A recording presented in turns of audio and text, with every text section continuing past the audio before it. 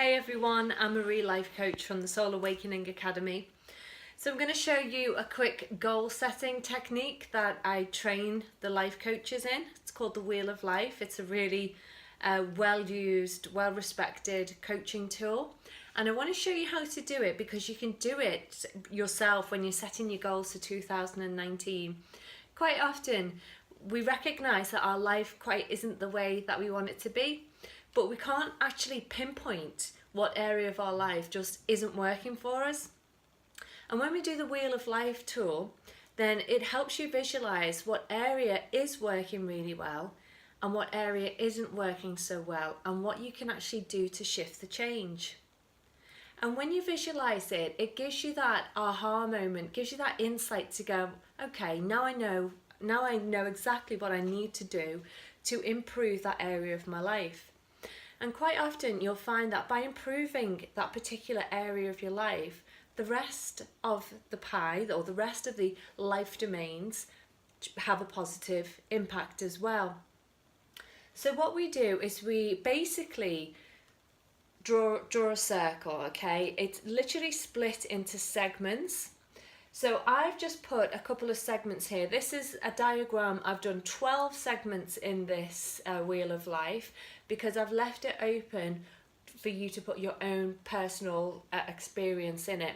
So let's say, for instance, I've added in creativity here. I might add in fitness as well. So you've got your usual segments, which would be work, health, money, romance, self-development, hobbies, family, friends, spirituality, and you can make this your own. That's quite general. So I'm going to show you another one which is very general that you can use, but you can split this pie into as many segments as you want. This is your life, so you know exactly who and what is in it. Somebody might have a lot of hobbies, have a lot of clients who are into horses, so that might be a massive area of their life, so they might want to dedicate a segment to that particular domain of life. So let me just show you a general Wheel of Life chart. So this is split into 8 segments. This is what most people use. So you've got career, money, health and fitness, self-development, family, romance, fun, hobbies, spirituality, career. So you can have family and friends. Romance might be significant other. Self-development would be your personal development, your health and your fitness. Your recreation, the fun, the hobbies that you enjoy. Money, finances, what you're bringing in. Career, how you want to develop that. And spirituality, if that's important to you. So what we want to mark is a score out of 10. So where are you with your levels of satisfaction in each life domain currently? So this is thinking about where you are right now. So right now it's Boxing Day 2018. We're going into 2019. So we're going to focus on how we want things to be. But how are they right now? This is a snapshot. So let's say for me, we'll look at health and fitness. Okay, so we're going to mark this out of 0 to 10. 0 being just terrible, diabolical, couldn't get any worse, and 10 being absolutely amazing, it couldn't get any better. So you could literally just draw 1, 2, 3, 4, 5, 6, 7, 8, 9, 10, just to give you a marker. So what we're going to mark is how I currently rate my level of health and fitness. Right now, it would probably be a 1, 2, 3, 4. So I would put an X there. Now I would go right round each area and do exactly the same thing. So self-development, how satisfied am I in that area of life right now? Well, I would say it was an 8. Family, could be better, could give them a bit more attention. It's a 6. Romance, I'd say it was a 7. Fun and hobbies, I'd say is a 4. Spirituality, I would say is a 9. Career, I would say is an 8. And money and finances, I would say is a 7.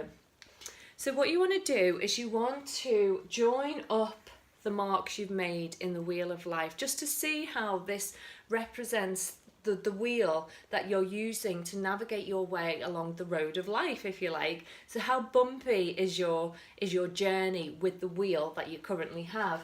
So if we were to join them all up to see what type of circle we get, then we can clearly see the deficit here.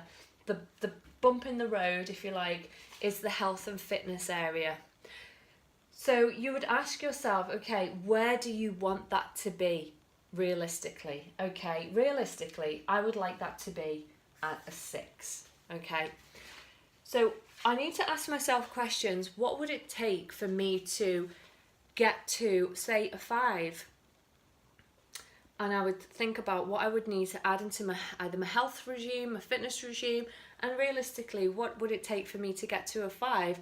Would for me to just increase my fitness routine, just very slightly actually, to make sure I make time every day for some kind of walk, exercise, something that gets me about an hour exercising a day.